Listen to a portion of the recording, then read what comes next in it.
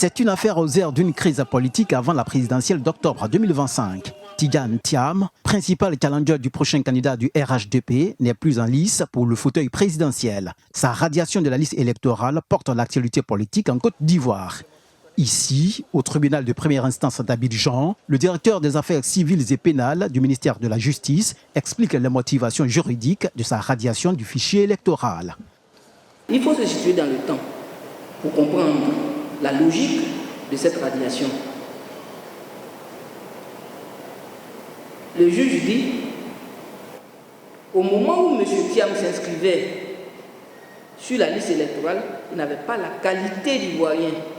Et cette qualité s'apprécie au moment de l'inscription. Au moment où il s'inscrivait, il n'avait pas encore renoncé à son allégeance à l'État français. Voilà ce que dit le juge.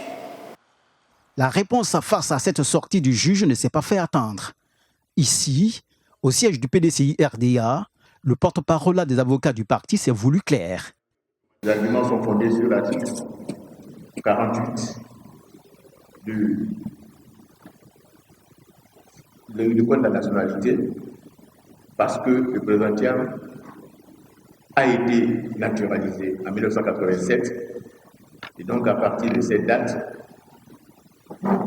il aurait perdu la nationalité ivoirienne. Français de naissance, parce que son père était français. Il est ivoirien de naissance, parce que sa mère était ivoirienne. Donc il est un binational. Et le binational n'est pas concerné par l'article 48. Le directeur des affaires civiles et pénales du ministère de la Justice ivoirienne en appelle à la lecture rigoureuse et apaisée du droit. Par conséquent, il réaffirme que le droit ivoirien ne saurait être réduit à une manœuvre opportuniste.